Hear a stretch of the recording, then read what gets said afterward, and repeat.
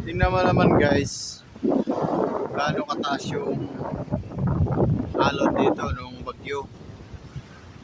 Oh, kita mo yung mga bag at saka yung ibang mga gamit dyan na masabit-sabit. Mga puno. Kaya na, dito banda, marami itong mga shelter dito. So, wala pang bagyo. Maraming mga tinatayo-tayo nila para masilungan. Ngayon, wala na, wash out lahat. Kaya, layo na dagat to.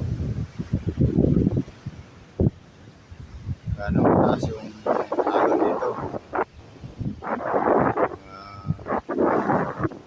Kasing taas ng ano siguro, sa palapag.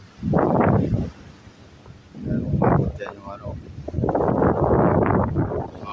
mga alon. Sumabit yung mga damit o mga bags. Okay guys, thank you for watching.